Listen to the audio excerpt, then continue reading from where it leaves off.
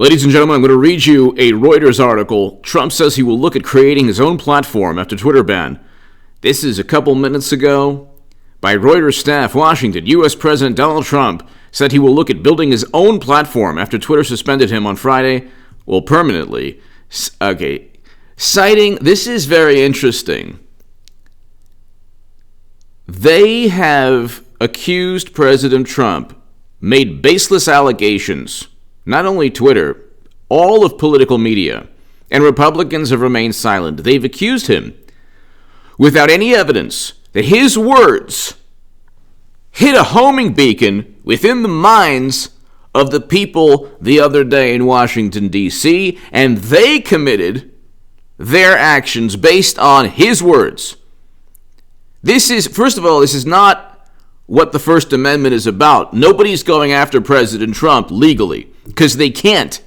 Because they can't prove in a court of law that he deliberately or that he compelled anyone to do anything, because he didn't. So they're not going after him in a court of law. The Department of Justice isn't. None of the Democratic activist groups or the Democratic Party isn't suing President Trump or taking him to court or taking him to the Supreme Court or taking him to any court of law, because there is no legal case against President Trump. He didn't tell anyone to do anything. This is Orwellian, it's dystopian, and you could say goodbye to the First Amendment that we've been used to that we've been accustomed to for so long. The same people cheering are not going to be happy. Like, the far left is going to experience exactly what President Trump is going to experience when they become a thorn in the Democratic Party's side. So the far left has been completely silenced, or the far left really doesn't have enough political influence to actually be an obstacle to the Democratic Party. Once it is a serious political obstacle, you're going to see left-leaning activist groups, left-leaning publications, progressives, people on the left experiencing exactly what President Trump has experienced, and Trump supporters. So this is a Pandora's box that's being opened up. You can't simply accuse President Trump of making people do things simply because he has stated certain words or phrases that Democrats find, horrible, or if Democrats accuse him of culpability and responsibility, they haven't done so in a court of law. There's no logic. There's no basic logic and reason anymore. It's just Trump said something, like people engaged in a certain activity, it's Trump's fault. And by the way, ladies and gentlemen, I'm long-winded because I can't say certain things. The past 3.5 minutes, the reason I'm long-winded is because I literally have to, in my mind, I know that there are words you cannot say. So the algorithm is always there. Hit subscribe to this channel, ladies and gentlemen. Look, my voice is going to be extremely important. Not to pat myself on the back, but my voice will be extremely important for the next 4 years. The future is bright. Even with all of these bizarre obstacles, the future is bright. If President Trump actually creates his own platform, that'll be fantastic. He'll have to find a way to circumvent the existing, powers within tech and media. But if he's able to do that, the sky's the limit. I don't know what the Democratic Party is going to do right now if they don't have Trump on Twitter. Their lives have been devoted to obsessing over everything he tweets. So, and I don't know what Twitter is going to do. And if in my viewpoint, like, I don't have a Twitter account because it's a complete waste of time. It's a complete waste of time, and it's basically Tron. Remember the movie Tron? It's another world where liberals and Democrats can pontificate and preach and give these lessons on morality when they're the most duplicitous, disingenuous hypocrites who've ever walked the face of the planet. But in my view, I think that everybody who supports President Trump should just delete their Twitter account altogether. There's no reason right now to be on Twitter. If for 74 million Americans who voted for President Trump, if you have a Twitter account, there's no reason to be there. Okay, they've banned the president, the 45th president of the United States of America, because they have deciphered his words into this apoplectic liberal Rosetta Stone that they have, and said, "Oh, he means this, so we're going to," and he's trying to get people to do really bad things with these words that, Trump supporters translate into their minds. Or when Trump speaks, it hits a homing beacon, and then Trump supporters turn into zombies. They don't do this with the $1 to $2 billion in property damage. How many buildings were torched? How many places were set ablaze? A thing like cars, buildings set ablaze. You had about 5 to 6 months every single day in major cities. There were curfews because you had very peaceful people literally just roaming the streets, where law enforcement is like, "Look, we can't do anything about that." So, there were federal buildings that were being targeted. There were a whole bunch of things that took place to show the duplicity that's going on. But see, this was the event. I'm telling you, ladies and gentlemen, whoever decided to engage in that activity the other day, 4 people's lives were lost. That is the biggest issue. I condemn any illegal activity. But my God, so that's the main issue. In addition, my God, what did it do? What benefit was there? You have to think in terms of strategy, long-term political strategy. That's why Loeffler and Perdue lost. There's nothing to them. They're the same type of Republican as Mitt Romney and Ben Sasse. I didn't vote for Trump because he's a Republican. President Trump got 74 million Americans to vote for him. He got the greatest. He got more non-white voters to vote for him than any other president, than any other Republican candidate ever. He did so because he's not this Republican. But see, what they're doing is he's not this traditional Republican.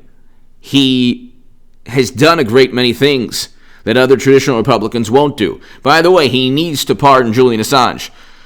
I'm going to do that.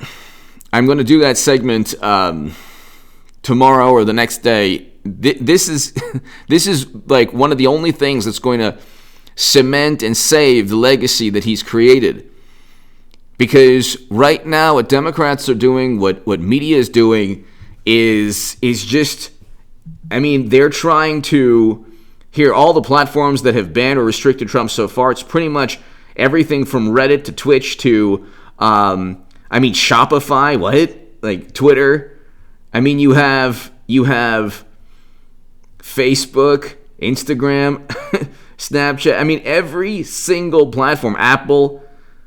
So every single platform out there has utilized the events of the other day to implement what they've always wanted to do.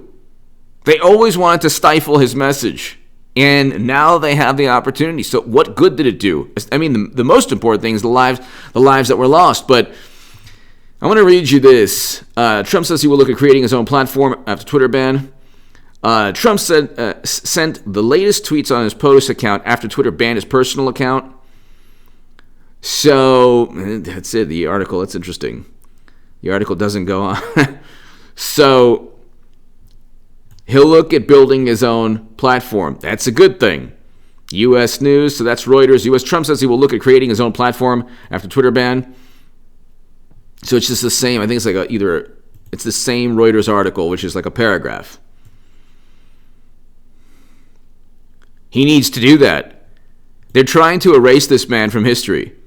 And they're accusing him of making baseless allegations. Look, There are atrocities that take place, heinous acts that take place, lives taken immediately after words from left-leaning activist groups or politicians. Okay? The Democrats are never blamed. Again, like I can't really go into detail, but they don't use the same logic. The problem is also, in addition to the hypocrisy, just the blatant hypocrisy,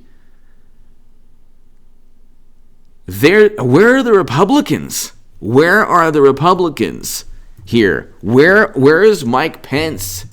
Where's Mitch McConnell? They have Biden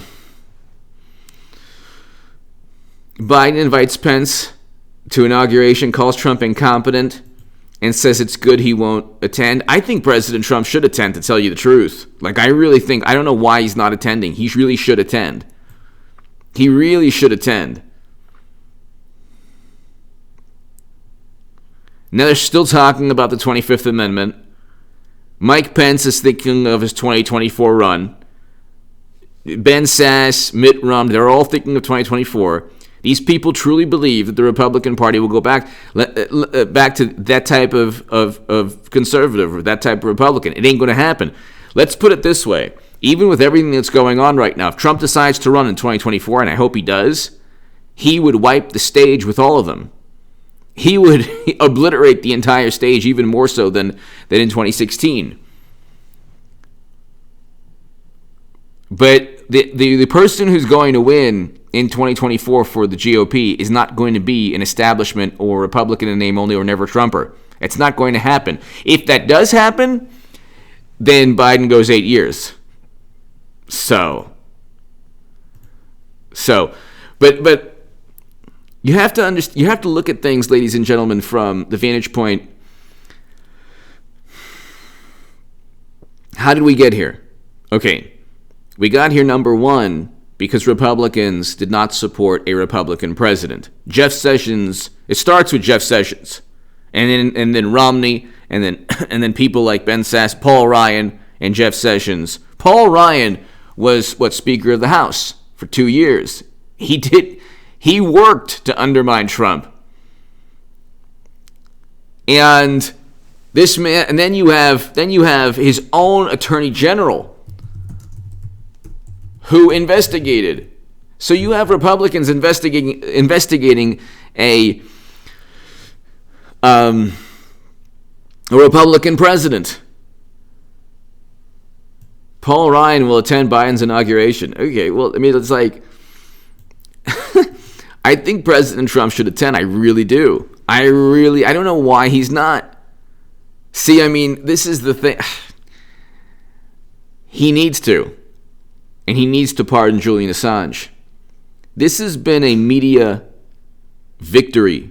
Unfortunately, Democrats utilize tragedy to their benefit. They make baseless allegations against President Trump, and they're able to get away with it because there's no pushback. So that's what I was trying to say for about 5 minutes. That's what I've been trying to say for about 5 minutes. There's no political discourse in this country. There's no debate. There's no dialogue. It's, oh my God, Trump incites Trump. It's Trump's fault. That's it. End of story. Do you understand? There's no logic or reason. They're just frothing at the mouth always. And President Trump needs to create his own platform, but he also needs to, for the next couple of years, if he wants to run, get on MSNBC, CNN, 60 Minutes, whatever. Actually speak to these people. There's 74 million supporters of President Trump who voted for him despite 92% negative media coverage. President Trump needs to address that negative media coverage. I mean, if he wants to run again, I don't know if he wants to. I actually don't know if he wants to deal with this again. I don't. But I can tell you that I hope Biden is a good president. I hope that he does a good job. I hope this country prospers.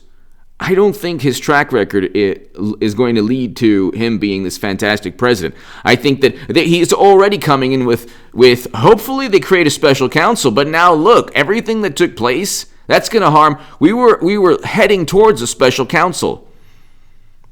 So, and I hope that Julian Assange is pardoned. But a lot of the things that potentially could have taken place might not because of what happened in D.C.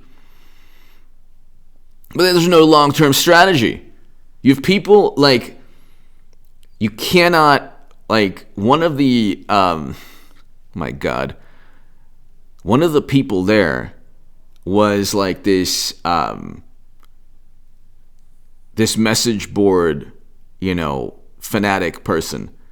You cannot listen to message boards anymore. My God Almighty, it's the worst thing in the world. It's like it's almost certainly like I exposed that whole nonsense 2 years ago. The Q thing is completely dangerous and counterproductive, and it hurt President Trump, and it really hurt him now. And I have no clue what happened, like who decided to engage in that, but one of the people that's front and center is like this person associated with that nonsense. And it's not only do you have 4 people who've lost their lives, but now you have all of tech converging upon President Trump, and Trump's supporters are next. So what have we gained? Nothing. I mean, mainly it's the lives lost that really should be focused on. But there should have been a greater mess that, like, President Trump should have simply, if there's a 36-page Peter Navarro report, if there's 1,000 affidavits, there should have been a much better attempt at highlighting and explaining and communicating the president's vantage point. I could spend an hour on what they should have done. In hindsight's 2020, all of this was so quick everything was so, like, I did a segment a while back. I said that Sidney Powell, Lin Wood, all of them, mainly like Giuliani and Jenna Ellis, I should say. Giuliani, Jenna Ellis, his team, which is like 5 people, should have gone on Joe Rogan, Mark Dice, or Steven Crowder, Mark Dice, Joe Rogan, all the major channels, Daily Wire. They should have gone, but they didn't. I said that, if you watch this channel, I said that a couple weeks back, or 3 weeks or so. I said they should really utilize the one platform that they have to explain and to communicate their vantage point. They didn't do that. They had a press conference, and poor Rudy Giuliani, he had like the Just for Men, and it's like, melting and stuff. The spray. Okay, no problem. But like, what if you go ahead and have a press conference with a bunch of wolves that just want to eat you and tear you apart? What's the point?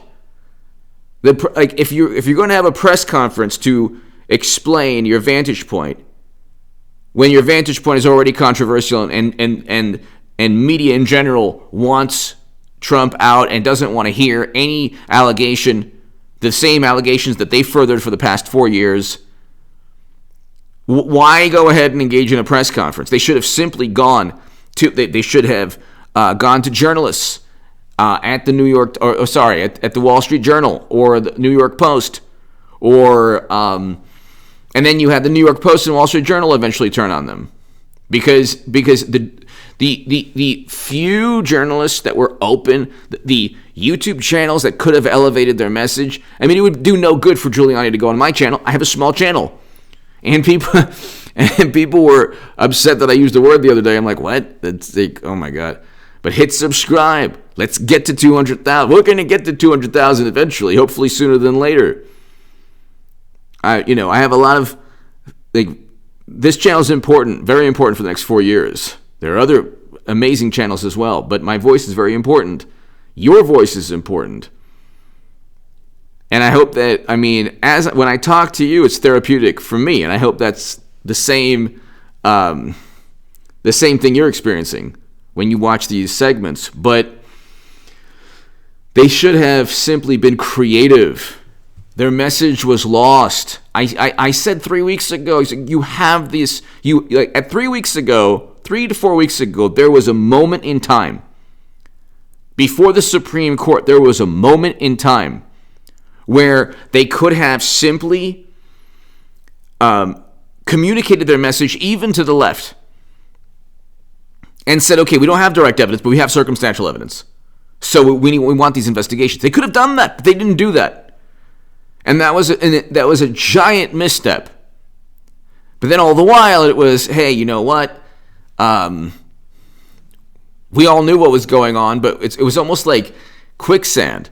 Like President Trump's administration or his message was stuck in quicksand. And so now you have this situation that took place that they're blaming Trump for, which they can't do in a court of law because there's no direct evidence. As usual, they're blaming Trump. But see, again, perception is everything to media, to Democrats, and that's what media is, only perception. Media generally, political media is generally public relations, and that's it. So President Trump needs to create his own platform, but he also needs to speak to the people going after him. He needs to speak to the MSNBCs and CNNs of the world. There needs to be a national dialogue. So he needs to create his platform, but there needs to be a national dialogue. If there's no national dialogue, if you have see, they cheated Bernie Sanders, and Bernie Sanders was forced to, Debbie Wasserman Schultz was forced to resign. The far left is basically non-existent. The Democrats have learned they don't need the far left. The far left will always fall in line. They're even most of the far left is even petrified to have a floor vote on Medicare for all. The populists within the Republican Party are different. If they don't get what they want, it's not a good thing. Or at least they are galvanized not to vote for, and you saw that in Georgia. So, but that Georgia should be a message that shows that President Trump was right. That if you don't support the president, or you don't support 74 million supporters of President Trump, then you're not going to win. Again, the establishment always sees things in a warped manner. Oh, well, they didn't fall in line. It's like, well, that's it's the same problem they had on the left, or the same issues they've had on the left. The Democrats lost the Supreme Court because they cheated Bernie Sanders, not because Democrats didn't fall in line. Loeffler and Perdue lost their Senate seats because they didn't support President Trump. Until the very last second, they kind of did. Not really. And everybody knew they only did so for political, utility and political gain, political expediency. Anyway, give me your thoughts below. It's a very good thing that President Trump is going to start a platform, but he needs to. The message.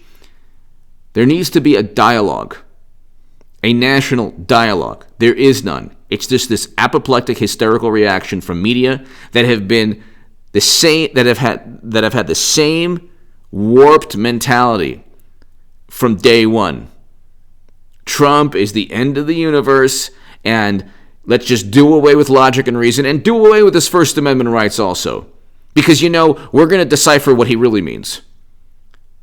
And we're going to link him to anything that happens, and you don't do that same thing with any other group or with any other political movement. Isn't that interesting? So the logic, these people, the hypocrisy is there, but there needs to be a dialogue to kind of point out this hypocrisy. Give me your thoughts below. Hit subscribe to this channel, people. I'll be back about 4 or 5 hours. Thanks, everybody.